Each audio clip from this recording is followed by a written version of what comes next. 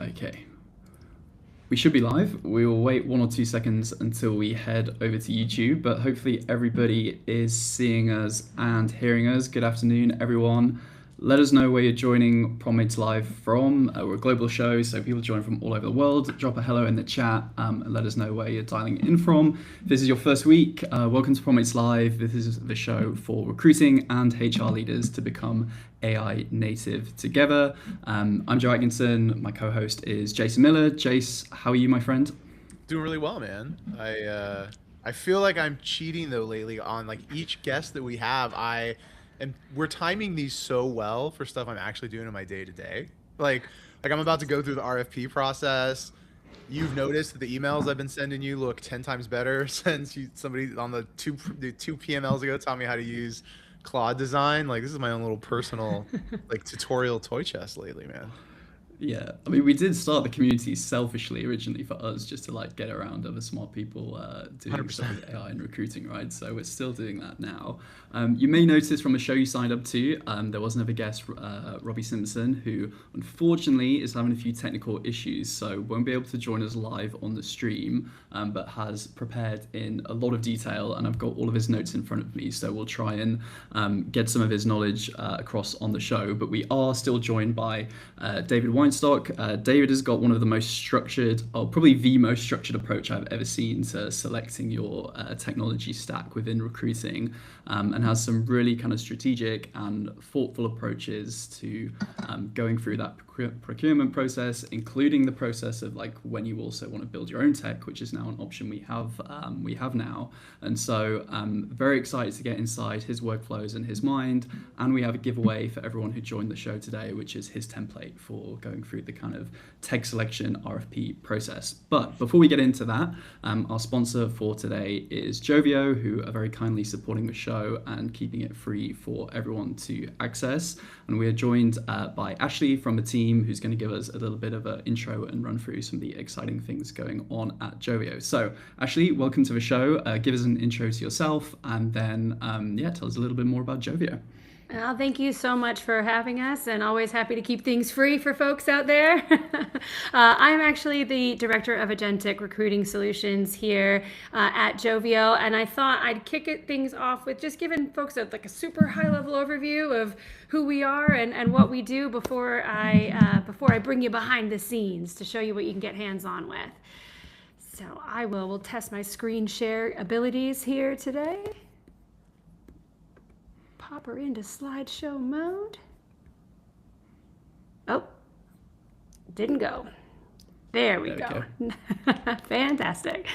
All right. So at our core, we're an agentic recruiting platform. We help employers like Uber, Wells Fargo, Ashley Furniture, Tenet Healthcare, the Adecco Group, and many others transform their hiring with one of the many agents that you see on this slide here. Our AI agents help you to run end-to-end recruiting workflows and tasks. Our platform houses all of our agents, sits above your existing ATS, and has a single point of integration with your ATS and is completely ATS agnostic.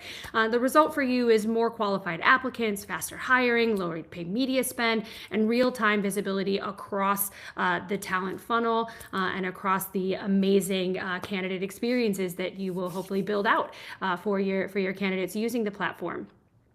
And I'm also really excited to share with everybody today the Builders program that we would like to invite you all to. So I'm going to pop into a different screen here super fast to introduce you to the buildersprogram.joveo.com. I know my team is on standby and is going to pop some links into the chat for you. Before I take you very quickly behind the scenes, I just wanted to put this invitation out to you. We really wanted to make this less of just a demo and more of an opportunity to actually get hands-on with our platform and start building, whether that is career sites, chatbots, AI interviews, landing pages, you name it. Really just give you the opportunity to get a feel for the platform yourself. So keep a lookout for buildersprogram.joveo.com in the comments. And then just as a little bit of a teaser for what you might be able to get hands-on with here, I'm going to take you into the platform so that you can see maybe one or two of the things that you might be able to get hands-on with to build here. So first we'll start off with the chatbot.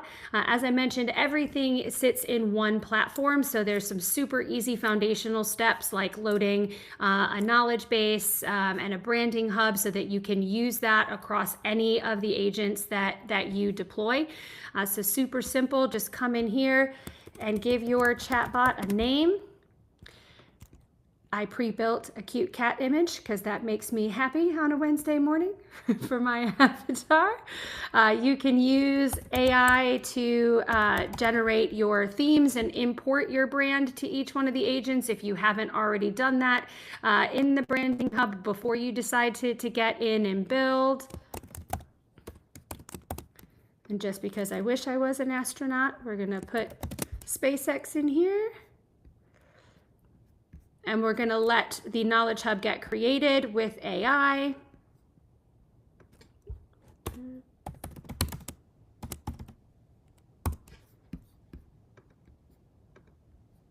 Oh, might help if I can type.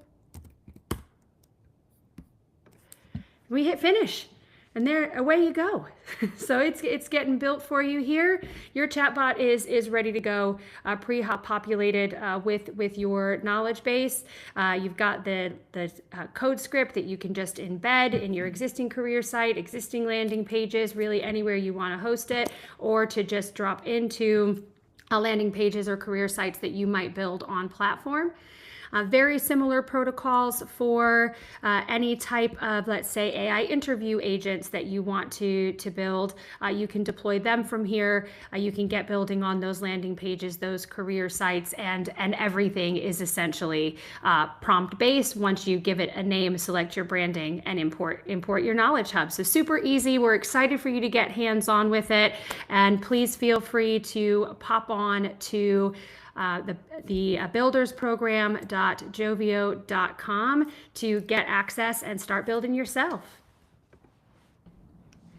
That was awesome, actually. Like, firstly, I want to join the Builders program myself. I don't know if I'm allowed to, but that sounds great. And I haven't seen like a platform laid out like this before, but it's effectively like a builder site for TA, right? Where you can go and create like different things and drop them in. That's really cool. David, I want to get your thoughts because I know you've tested out the Joveo platform a little more than I have. Yeah, so one thing that Joveo is really good at is listening. We've been partnering with Joveo for our programmatic. And when I tell you, talk about buying, right? So you can buy a tool, right? But there's also a service component. And so we didn't even end up, really talk about that. So when I talk, you buy products, it's products and plus service. And so we've been really, really pleased with Joveo for responding. I can be demanding as a as a client. I have no shame in that. At the end of the day, like, we're the customer and I believe in that. And so we push our partners pretty hard and they've listened and they've never batted an eye. The interface, really simple. We run, I think we're up to now 18 different companies in a programmatic environment, and we have one stellar recruitment marketing leader, but she's one person. And so the interface has been really user friendly. Like, you can truly just go in and ask like what's performing, what's not performing, why, and the interface is just incredibly smooth. So I've really enjoyed it. It's very transparent and it's full site. Like, the programmatic in our experience has been great because it literally, you can see from click through the bottom of our funnel. Wow. Right. So it's fully integrated with Ashby, which we really appreciate. That's very cool. And Ashley, who does this work for? Are there like certain types of companies which are kind of your real sweet spot? Do you work with any kind of company? Tell us a bit more about who should really listen here. Yeah, any kind of company. I think when we first started out, gosh, over 8 years ago, it was really more of an enterprise solution at the time because that's what it took to see real scaled benefit from particularly the programmatic piece of what we do. But we've recently built out an AI job advertiser agent that makes it really accessible for smaller companies who have, let's say it's a minimum $100 a job budget, and you can just jump right into that same platform that I just showed you to easily take jobs live, post jobs, pause jobs, do whatever you need to do. So really getting that full, robust experience, even if you're not a Fortune 500. Love it. And of course, we've got the Builders program for folks to join, but if people are more generally interested in learning more, where's the best place to go? So Joveo.com, you can reach out to us, schedule a demo, connect to your dedicated point of contact at Joveo, and then of course, please do feel free to join the Builders program. Love it. I can't currently see the Builder program link in the chat, but we'll make sure we email it out to everyone who's signed up to the show. So even if it doesn't pop in there, we'll get that out to you. Ashley, we know you're super busy, but we appreciate you hopping on and showing us a bit more about Joveo. So thanks for supporting us with this show. Oh, thank you so much for having me. Have a good one. Thanks a lot. Bye. Okay, we've just seen some very cool recruiting tech, but how do you know if this is the right one for your talent team? That's kind of exactly what we're going to be talking about today. And to do so, we are joined by David, who we've heard from already. But David, maybe just to wind back a little bit, for anyone who hasn't met you, who are you and what do you do? Yeah, my name is Dave Weinstock. Currently, I'm a VP of TA at a company called News Story. I live in Nashville, Tennessee, and I've been in recruiting for over a decade. And what I've established in my head, kind of my brand, right? There's all types of TA leaders. Mine is turning recruitment metrics into financials. And so that's who I am. Awesome. Love it. I think then Jace will bring you into this conversation as well. And I think you have Robbie's notes in front of you. So feel free to answer the questions either from your own view or if you want to throw in some of Robbie's thoughts as well, feel free to do so. But I'll direct this at you, David, and maybe let's even take a step back from what we've done already. We've started throwing out the phrase RFP out there. What's kind of the very basic intro, what even is an RFP, or what context does anyone need to kind of understand before we get into the weeds a little bit more on this conversation? Yeah, so RFP is shorthand for a request for a proposal. And essentially it's a framework, which is a fancy word for keeping yourself honest. So without a framework, there's a lot of bias, right?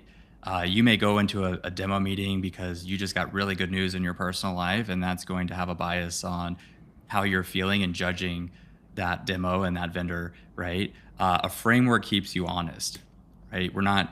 We all have biases, right? So I may have a bias towards a tool. A request for proposal eliminates that bias. It makes sure that we're stating our requirements. And what's really important about that is you get into the nitty gritty. So rather than going to market and the market telling you what you should do, you're going to the market equipped with what's best for you and your company.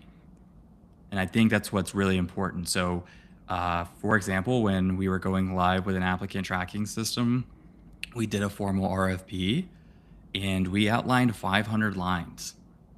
And it helped me through the process of writing those lines. Now I did use AI to help.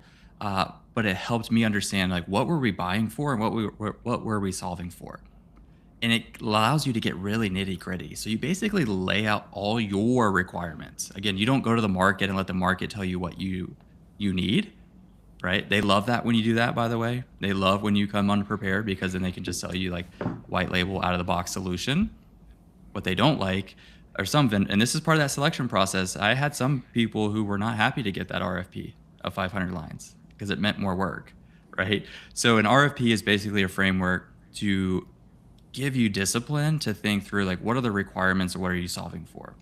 Then there's a scoring mechanism. And so if you're running that RFP by yourself, you score vendor A to B to C to D, whatever, or even loop in an internal build if you're evaluating whether you should do an internal build versus the cost of going external. And what's also really important about this RFP is if you're using a large committee or cross-functional leaders and they're attending demos and platforms and such, they also will score, right? So it's a data-driven approach to get the best answer. It removes bias, and it creates a structured framework to make sure you're judging vendor A to B internal build on the same qualifications, right? Because I imagine, Joe and Jason, you've been in demos where you're like, oh, that looks good. And then your whole demo is skewed towards them, right? And maybe you didn't even need that, right? So your RFP is your map. I think nowadays too, I mean, correct me if I'm wrong, but I feel like there's more tools with cooler features being shown to us than there ever has been, right? And it's there's recency bias, right? It's to your point, it's the last one I saw, or there's the FOMO, right? Of like, oh well, this tool said it can do this one little thing. So the idea of having almost your own personal guardrails with your RFP, I think, is super valuable. And I don't mean to keep teasing what you're going to show at the end, but like your guardrails are very, very guardy. Let me just say, like, I'm excited to put them to use. Look, it protects you. Sorry, Joe. It protects you, right? So when you're working for an organization, so Jason, to your point, you're like, I personally have a bias for this platform, this tool. I know it works. Just because that tool worked for you at another place doesn't mean it works for you in this company. And when you're buying on the behalf of an organization, you have to be a financial steward. So that RFP protects you, so no one can say, oh, they bought a tool because it was best for them, or they bought a tool because it was just best for TA. Nope, we had a cross-functional committee. We all established the requirements. We all ranked it. We attended it, and here it is. And so it really helps. And then you can use that RFP, Jason and Joe, to do an after action, right? Is that vendor, how are we ranking against that RFP that we built and ultimately decided? Then you can pull back to them and pull up with that vendor and yourself to make sure we've implemented what we said we were going to do. Yeah, Jason, I totally agree with you, by the way. I think this conversation is very timely, and like it's harder to decide than ever when the reality is changing every single week. So yeah, I think it's a good time to run this conversation. I'll take it like a moment just to think about the poor sales rep that had to fill out 500 lines of information for David when going through the procurement process. But we'll see that in your template a bit later. I just wanted to like double click on something you mentioned, David, which was you would include internal building within your own RFP. So how are you thinking about this? You're looking at the kind of workflow or problem you want to solve, and you're looking at external versus also internal solutions to that problem. Yeah, look, building is cool. I get it. It is intoxicating for me. If I could just sit down and just like explore my brain and just build, but sometimes building doesn't always mean it's the right solution, right? So to test that, you should include, if your first reaction is go internal build, then your second thought should be, does this already exist? And if it does, then you should run an RFP. And maybe it's a mini RFP. Maybe I'll coin that. Like maybe you don't need a full-blown RFP, but you just need something to fact check yourself, right? Because look, I get it. I've done eco builds. Like, look how cool I am. Look what I built. But that doesn't mean it's best for enterprise. And so I do think you should do a mini RFP and then look at the total cost of development. Like, it's not just your salary. People default to salary. If you're carrying benefits, that's anywhere from a 25 to 30% increase on your fully loaded rate. So you really need to think through, like, is this the best use of time and money for the organization? And if someone else has built it, it may just be easier just to buy it. I want to add something to that too, that I think when you start building things in enterprise companies, you start to realize that building is step A, but like maintenance is step B, right? And it's like, we all love to go, to your point, go create new, shiny, fun things. But at some point, like those things need to be updated, models change, things break, policies at your company change, these sorts of things. And it's like, do you want to be the person who has to handle that as well? Or if you purchase, like, guess what? They're the ones on the hook for, as what you mentioned with Joveo, like the maintenance piece and the support piece. What are some of the like common pitfalls you see recruiting leaders falling into when they're going through this kind of procurement and buying process with new tech? Yeah, for me, it's believing the demo. I know that's provocative. I know that's controversial, but these companies spend a lot of time and money and effort into building these beautiful curated slide decks, which I call slideware. Right? We've all been them. How many of you, show of hands or in the chat, how many of you pulled up in a demo and like slide 2 is like, look at all of our awards. Well, half those awards are paid for. So I don't believe that. And I don't really care, to be quite frank. And then the third slide is all these other companies that they work for. I don't work for them. That's great. And so I don't believe the demos. So what I will do is I will go to the demo and I'll take copious notes, and then I'll go check it with my network. So I will go find other customers, and I won't tell the vendor partner who I'm going to go talk to, because I don't want them. And you're going to say, okay, well, you should just ask them for references. Okay, do you think they're going to give me references that are not glowing? Right? It's just like hiring. Like references, you're going to give folks who are going to speak highly of you.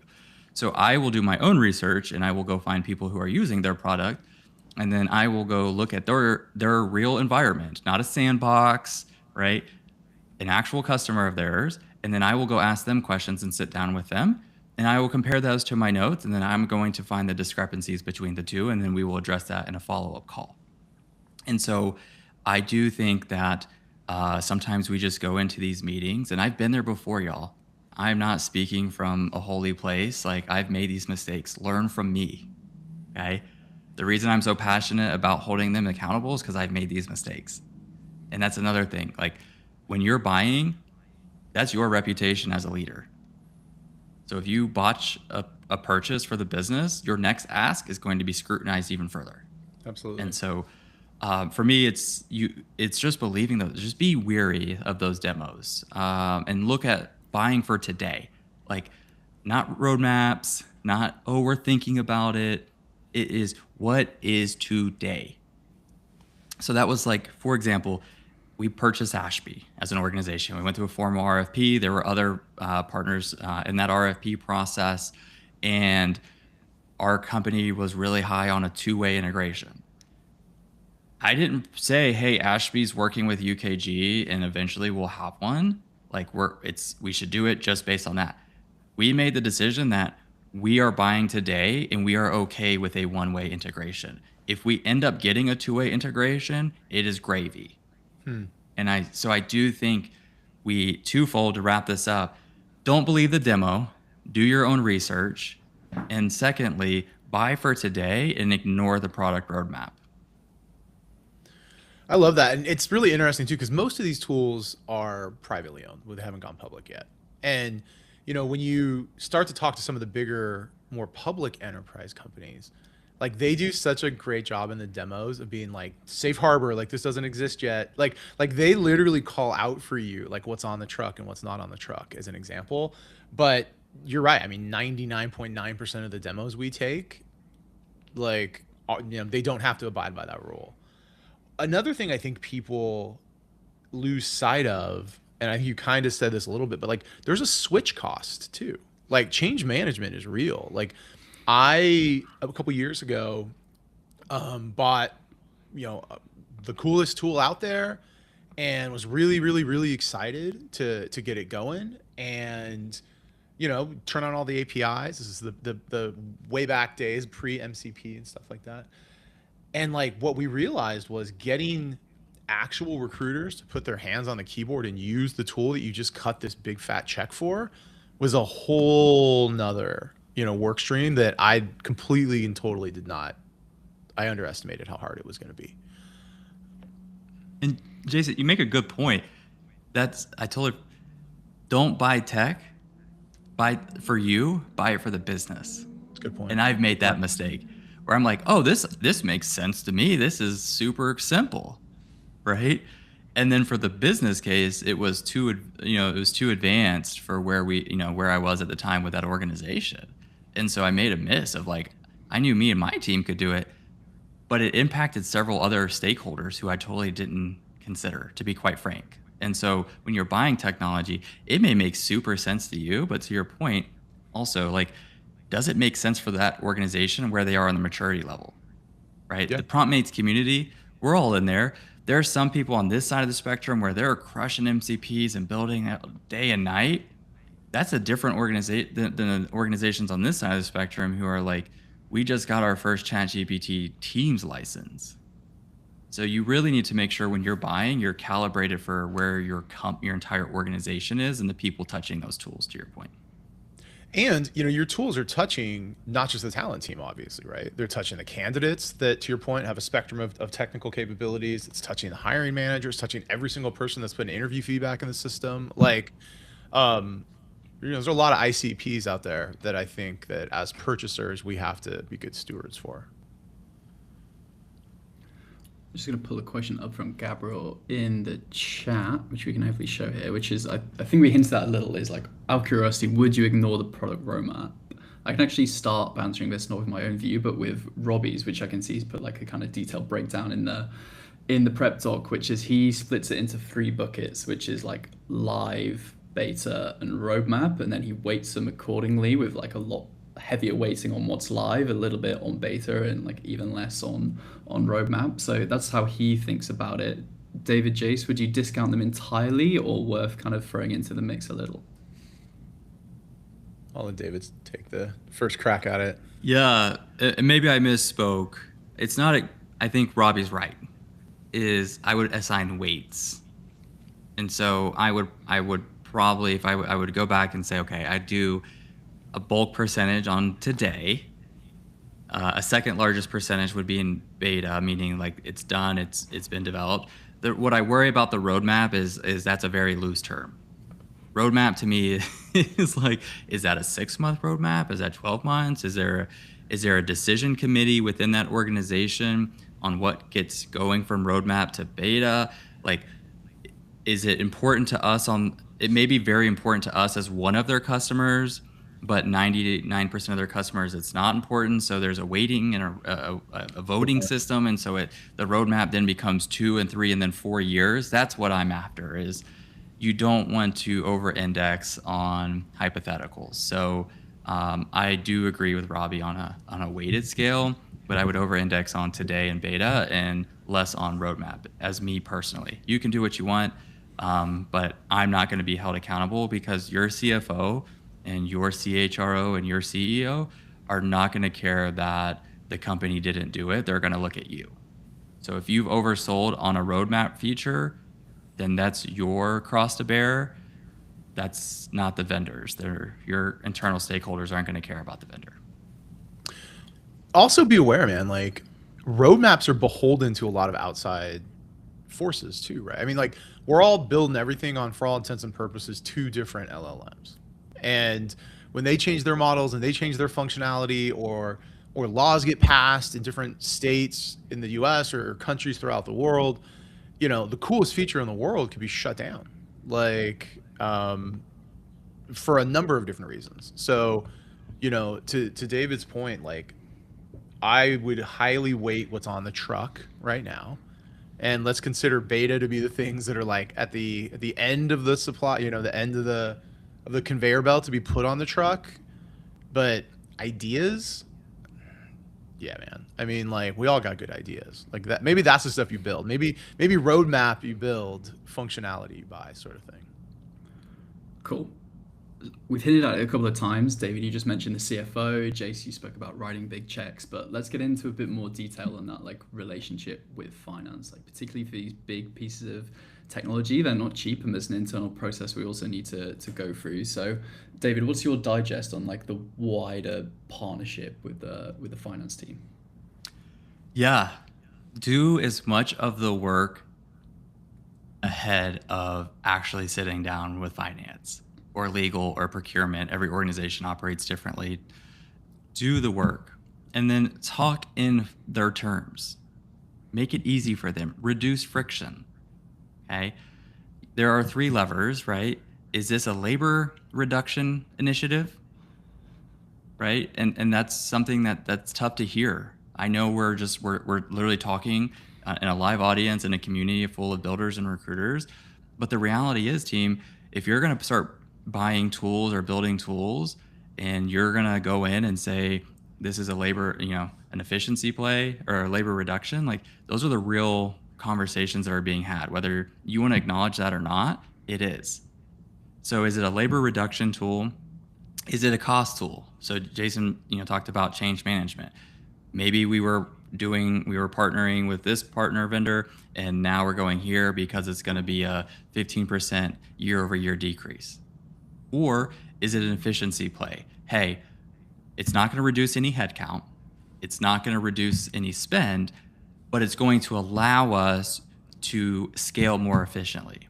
Meaning, if we're going to grow our business by, let's just say, 20% headcount, we're not going to have to add another recruiter, or we're not going to have to do XYZ. So you really need to understand the levers that drive the business. Not time to fill is a vanity metric.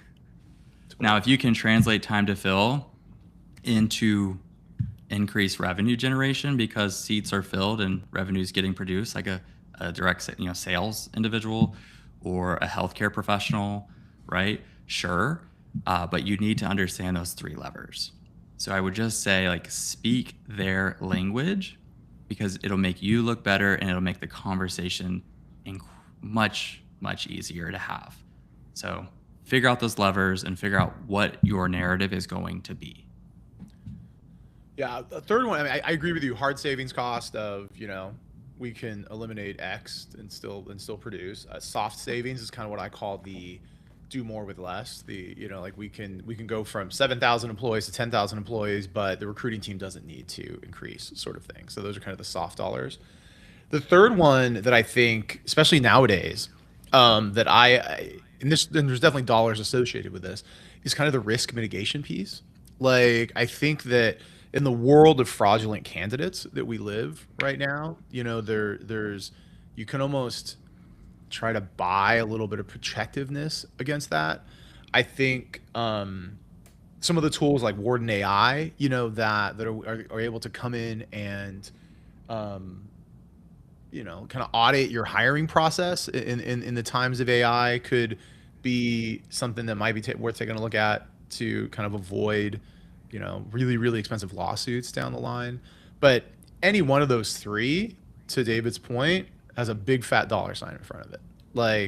At the end of the day, negotiate hard, do the work before you take it to finance, but understand that when you're taking it to finance, we're going to do better is not going to be an argument that's going to ever win. You got to attach some dollars to it.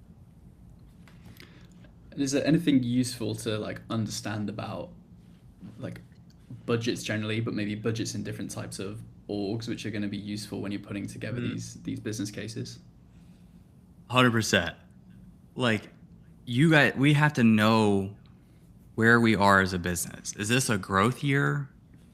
Is this a year where we're contracting, meaning, okay, sales aren't going as well? You need to understand the financial performance of your business that you're supporting, right? If this is a year where read the room, you start going to meetings and seeing emails, and you should be networking across different departments, and it's hey, budget's not getting approved, headcount's not getting approved, sales have taken a slide back, stock share prices decrease.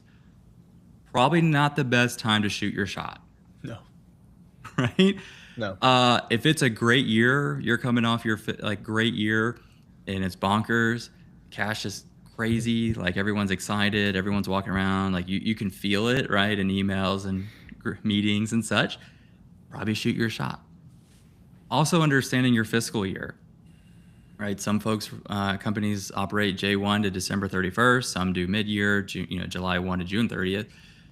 You shouldn't be asking for your tech in May for your next fiscal year that starts July 1. Right? There's a socialization period. So really understanding where the business is at will help you in your ask, and also increase your credibility with finance and the executive team, because you're starting to look outside of your proverbial four walls of your department, and now you're starting to understand the business. And then the last piece I'll say, not just from a finance perspective, guys, you're competing with other initiatives. Oh, So totally. like my ask means someone else is not getting their head count, or my ask means someone else is not getting their shiny tool, and you may get beat. So you really need to understand like what's going on in the business and get outside of your four walls of your department, because you're not competing alone against your own budget. You're competing with an entire company's budget and priorities and initiatives.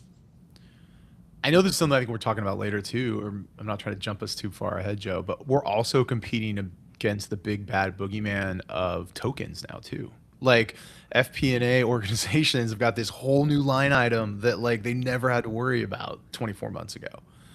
And I think that also it bears remembering who we are. Like, we are not the engineering team. We are not the sales team. Like, if a CRO asks for a sales platform and it ends up not moving the needle for them in 25, they still get to ask for a new sales platform in 26. Like, to David's point, if talent asks for something and you don't, I say it a lot, if my CFO gives me $1, I got to give him $3 back in value, basically. And if I don't do that, it makes getting the $1 next year 3 times as hard. So yeah, there's definitely some headwinds we're up against, I would say, nowadays. Let's finish off this conversation on finance and with like that piece on tokens. So we're largely moving from seat-based pricing to token-based pricing, right? So seat-based pricing, we know how much it's going to be. I'm paying, for example, $10 per month for each person that I onboard onto Slack, for example. Token-based pricing is really like pricing on usage. And I guess there's 2 variables, like how much we use, obviously then impacts how much it costs, but then the cost of the tokens themselves, as Jason hinted at, are also incredibly volatile or are currently. So how do you think about that, and how does that kind of change things from a budget perspective? Guardrails, guardrails, guardrails. Look, my father-in-law has taught me you can ask for anything in the world, but just don't be surprised if you don't get the answer you don't want. So we should ask more questions of our vendors.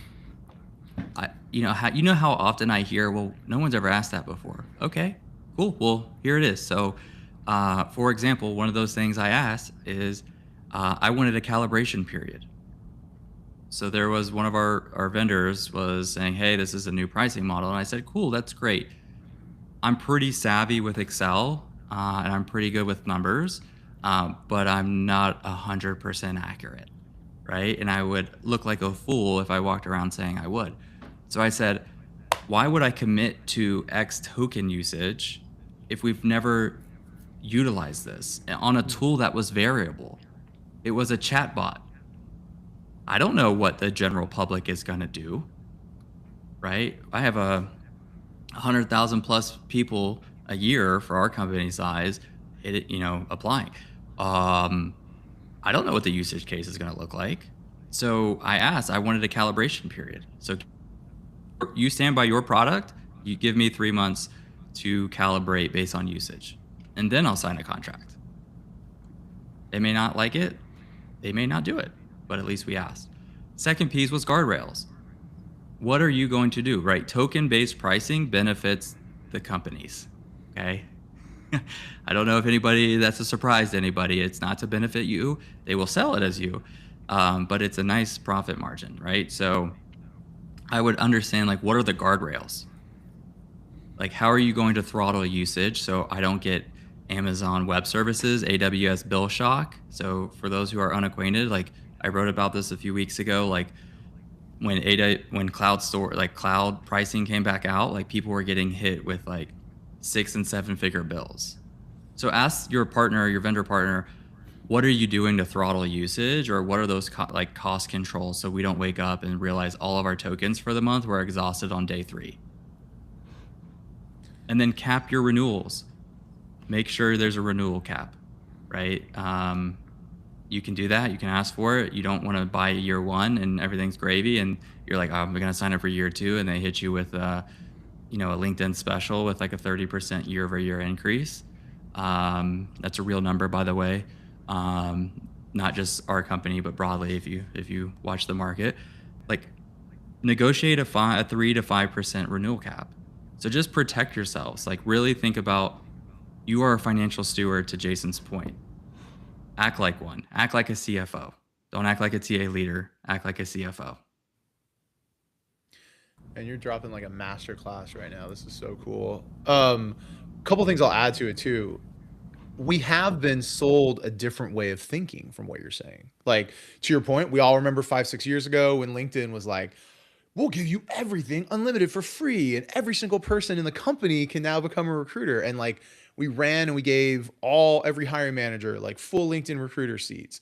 And then they came back to us and they're like, oh, you tried it, you liked it. Here's the cost of having everybody have a recruiter seat, was number one. And number two, I think that token maxing, just the fact that the term exists, became a weird vanity metric for like 6 months, and then the whole world changed. And like, it went from, can we burn 1 million tokens on silly things, to like, oh my gosh, now we have to be extremely token conscious. I've never seen a spend move like that happen in my life. Like, and so now what you've got are us TA leaders who are trying to think like CFOs, hung over from the unlimited, if you will, that LinkedIn got us used to, and now really hung over from not trying to understand how like tokens are supposed to work. So everything you just said, from the calibration, I want people to hear this, the calibration, the negotiating the max of what you could renew at. I would love the top 10 things you've told a vendor that they hate you for, like the like David commandments or something like that. Very cool, man. I appreciate it. And here's another thing, y'all. We have access to the same models. So get smarter. Like, break down the pricing opaqueness, and you can do that now with like having information symmetry.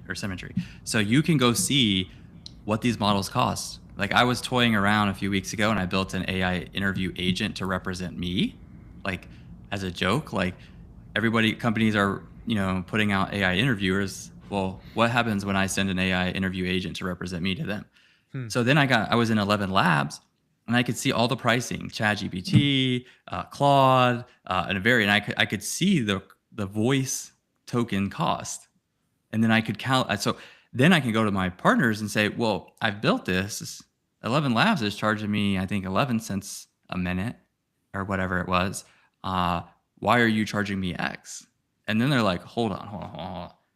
Now, this guy just tries to understand the profit margin. Now, that doesn't include their marketing expenses, their overhead, but like it empowers you, and it makes you a more educated buyer, which is your responsibility when you're buying for a company. That's crazy. Yeah. That's really smart, man. Like,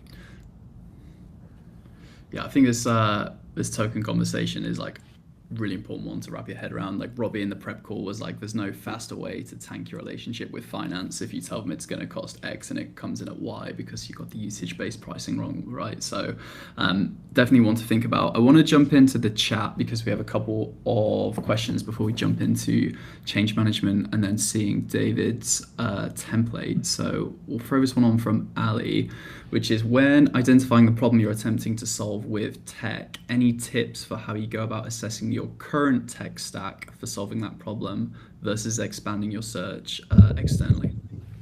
I love that. And it is such a brilliant question, because that's going to be your first sign of friction from the organization. Why do we need this? You already have an ATS. Hey, in my personal experience, it was, your team's already crushing it, and that's not for me, guys. I just want to be, that's more representative of my team. But that was a real objection. Like, why do you need a new ATS? Like, your team's doing pretty well without one right now. So I would add your current tech stack or your current vendor into that RFP. That's actually a miss, and I will add that to this RFP. Is I would do your current, future internal build, and then you can show them like, this is why. Love it. Let's do another one. I'm enjoying these live problem solvings from Rushi. How do you conduct a recruiting tech maturity assessment for an established organization that has grown for years without a well-integrated tech stack? So I'm guessing here that the question is more about, or less about looking at things in isolation, but how do you look at your kind of tech stack more holistically? How do you review it? Okay. Two questions. I think it's twofold. One is like looking at your organization's maturity level around recruiting tech. Yeah, let me throw it on here again. So let's kind of go for the first part. So how do you conduct a recruiting tech maturity assessment that's grown for years without necessarily integrating the stack? Yeah. So there's models out there. There's a Burson model. You can look at, it's not just the tech, it's like, what is the tech solving for? Right? So when I look at a talent acquisition maturity level, it's the behaviors behind the tech that dictate the maturity level. So it's not the tech itself. You could have all the greatest tech, but if you don't have the behaviors like behind the tech, and that's the talent acquisition maturity level is more around like organizational human behaviors and process than it is the actual tech. Right? Because if we don't have any discipline around dispositioning or candidate experience, me having an ATS that automatically sends out candidate experience surveys doesn't do anything. It just means we're just collecting, like, so for me, talent acquisition maturity, like if you look up the Burson model, he's done a good job. Like you can see the maturity, and it's based around like the actual behaviors and processes. It's not necessarily just the tech. And I think we fall in, and that goes almost back to one of the original pitfall things we were talking about, right? Is vendors are going to sell tools as solutions, and they're not, they're tools. And we want to buy things that we want to buy we want to buy a tool that's going to solve it. So it's like, oh my gosh, our interview scorecards are terrible. No one puts their interview scorecards in. Oh, we'll get transcription software and then it'll all be solved. And, you know, to your point, David, it goes back to this idea of like, you can't really fix bad processes with new tools. Awesome. One more question before we get into seeing the template, and we'll probably have to go brief on this topic. It could be a whole nother show, but just on the kind of the work doesn't stop at the point of selecting the tool, right? You then have the like enablement, change management, rollout. What's our quick digest on like the most important things to think about there before we jump into this demo? Learn from my mistakes. So I bought a tool and I was like, oh, this is simple. Like, this is easy. It makes sense to me. And I just like dumped it onto my team, thinking that they would absorb it just as quickly. And that was a mistake. Number two is relying or over-indexing on vendor provided training. They know their product. They don't know your company or your team. So let's just say you have a team of 5. One of those is probably an early adopter, right? Then you have one who, 2 or 3 that are, you know, laggards, right? And then you may have a 5th that's a resistor, right? Your vendor partners are not gonna know the psychology of your team. So for me, it was twofold. Is I undervalued the change management tail, meaning change management and enablement is a very long tail. Buying the tool is halftime, right? Then there's adoption, that'll be like the 3rd quarter, right? And then there's like the 4th quarter, which would be optimization. And so I didn't do well following that tail. I just stopped. And so that was a big mistake and a lesson learned for me of that change management and enablement extends months. Like buying is halftime. And so that was it. And then 2, just relying on vendor training. I've had it where like they've come in and my team has given me qualitative feedback that was, I literally am more confused after meeting with them than before of not even having been trained, because our vendors are supporting 30, 50, crazy amount of clients and customer success, right? And they also just don't know our business. And so I would worry about that, like the actual training, like, and making sure that you're providing that training because you know your team's dynamics and use cases, You can partner with that vendor, but just assuming that, oh, it came with like a customer success person, that's not going to do it, guys. No. It's not going to do it. Yeah, I totally agree. From like teams I've seen adopt tech, well, it's like there's an internal evangelist and expert that like pretty much knows the tool inside out and could probably also sell it, right? Cool. Let's dive into this demo, David, while we still got time. Very interested to see the kind of template that you've built, and Jason and I are very excited to yell at you to zoom in as you show us. Yeah, one sec.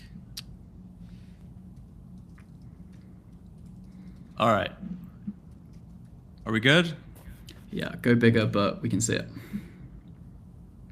I feel like in today's world, like back in the day, it was like, can you hear me? You know, the old Verizon commercials. And now in our virtual world, it's like, can you see my screen? Am I on mute?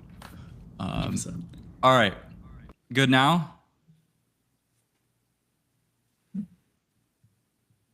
Are we good? Yeah, Yeah, you're good. yeah. Okay, cool.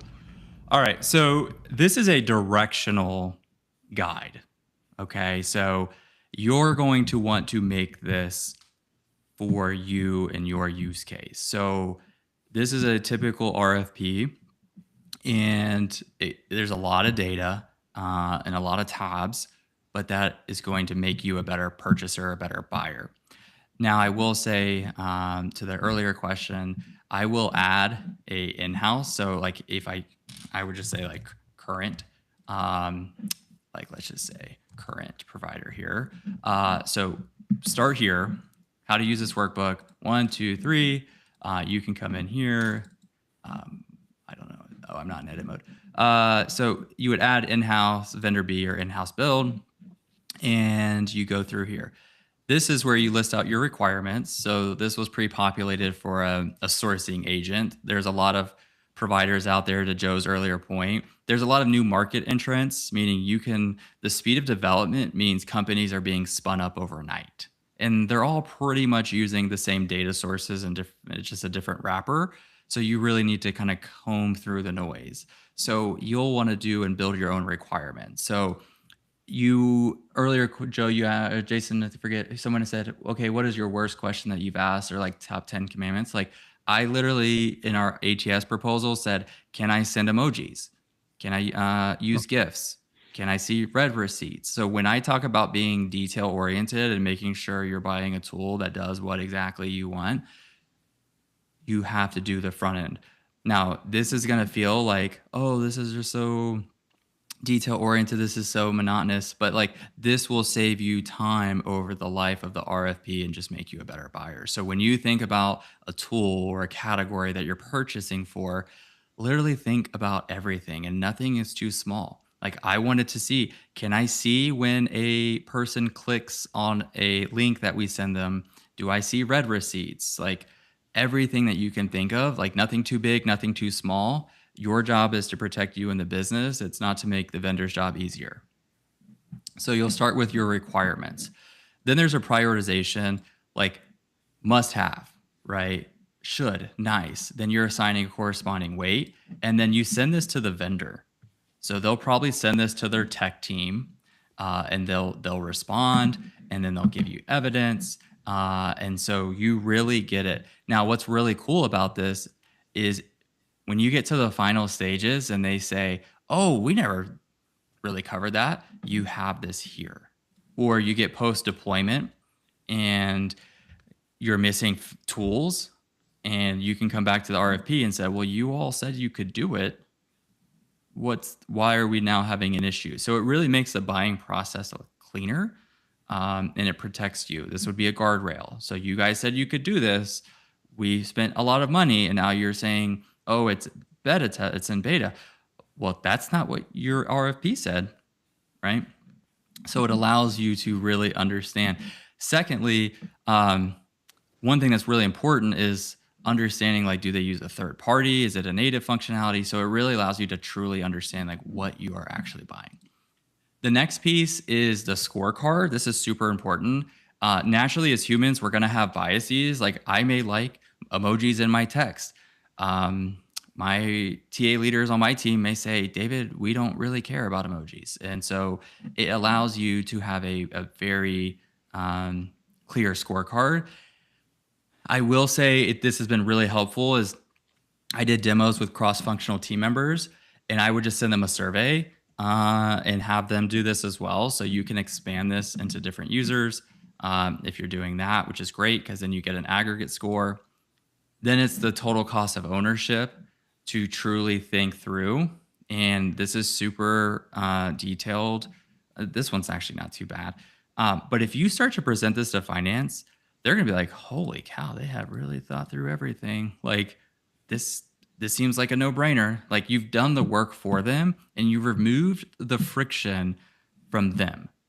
So when you absorb that friction, behaviors become easier, and the behavior you're after is a yes. So by doing the work up front, reducing the friction, you are much closer to getting a yes.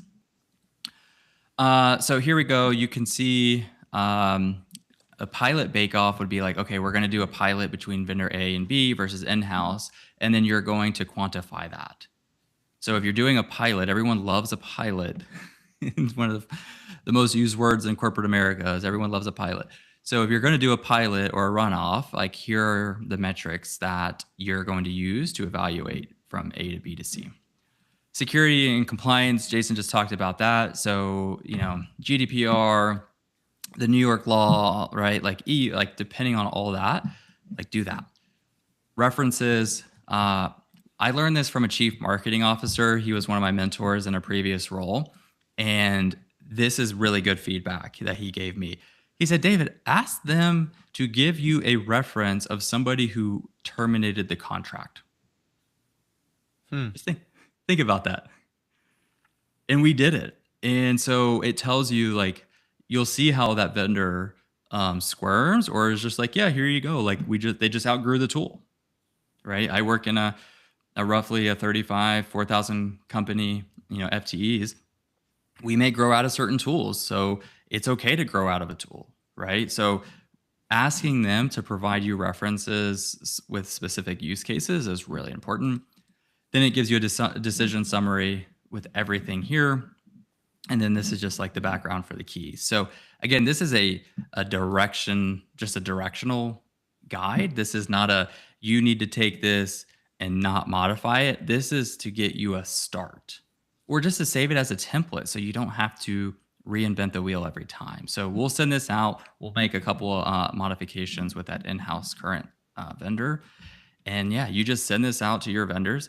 Now, you send 2 copies, okay? Or the number. You don't send the whole RFP. Don't make that mistake. Do not send your RFP for iSIMS to Greenhouse to Ashby to Pinpoint, right? Like they each individually do it, and then you will compile it into a master document. So send this to just that piece, just the requirements piece, to each of your vendors as part of that process. And one thing I'll call out too, like the way I think I'm going to use this is like, there are some tools that can do 2 functions. Like it can source for you as well as transcribe things for you. And there's some that are only one trick pony. So like in this case, if you were going to go, you would send one RFP around sourcing to the team that does sourcing and transcription, and then send them a second one that's specific to transcription. Yeah, or I would just build it out. Just have one big one for them. Yeah. Got it. Okay, that makes sense. Thank you. Yeah. Awesome. We're getting there for time, but I want to quickly fire a couple of questions from the chat at you, David. Maybe just your rapid responses. One from Ruth, which was she's starting from scratch effectively in a category where there's like lots of options. You maybe can't like do this detailed approach for every single one, right? So do you have like an approach for like narrowing down the kind of, 5, 6 that you're going to demo and go through this detailed process with before you get there? Great call out. This is not your initial screening process. So please do not do this when you're distilling from 10 providers to 5. Like this is your top 3 that you're like, they're super close. So I do a lot of social listening. So Reddit is super, Reddit is so good that literally they're making millions of dollars selling their data. So I use social listening. So I use PromptMates. I see like, okay, what's going on? I use Reddit. I use other social channels to say, okay, what are people really saying? Then I look at my integrations. Like I had to have certain integration requirements. Like we're not getting a new HRIS. So If it doesn't play well with our HRIS, they got cut off the top. Right? Because it doesn't make any sense to do all this legwork for someone that doesn't. So that was one of our core requirements. So I would start with like your required integration requirements, because that's going to weed out a bunch of folks. Then you're going to go down into probably scope, security, and then just qualitative feedback, and then like qualitative, like from your peers, and then just distill it down. And then I went to RFP with 5. And then we down selected from there. So to your point, do not send this don't start this out with like 10 vendors. Like this is like your final go of like you've down selected to 3 to 5. Super useful. And final question from Lolwa was, are you running a kind of similar detailed kind of framework 6-12 months post implementation to kind of understand if you got the ROI you were looking for? Yeah. So, yes, part of my business case at the current organization I support, we had certain requirements that I said would happen. Real talk, like I told them a 15 to 20% reduction in time to fill, and it came in luckily at 17%. So like, you have to, if you are going to put claims out there, your finance and executive team are going to come cash those checks. So if you're going to go say it's going to do X, to Jason's point, you better do it, because if not, your next budget ask is going to be even further scrutinized. So yes, I use that RFP because one, you're going to make initial claims to your internal team of what it's going to do. And then you need a post-action or action after action report to say, these are the things we said it was going to do, and here's where we are. And I like the timing, Joe, that you mentioned. Don't do it in your first month. Like, that's an adoption period. Naturally, productivity is going to drop. Like, do yourself a solid. Do 3-6 months. Give yourself enough time for the data to really to mature, for processes to mature, and for your team to fully adopt it. Like, doing it too early, you're going to probably, it's just not going to be favorable. So I would do a 3 or a 6 month post action. Love it. I think that's a great knowledge bomb to end on. We've got the next show with you, David, set up. We're looking at change management and backward looking the ROI for your rollout. So we look forward to that. Jace, thanks for joining us and stepping in last second with your insights. David, massive thanks to you for all the prep you put in, for building this framework for us, and then for kind of giving us a masterclass on RFPs. That was really, really exciting. So thank you very much. Thanks to everyone who joined, and we are back next week with Josh Gill from Luma talking about different builds inside Slack. So we will see you there. All right, thanks.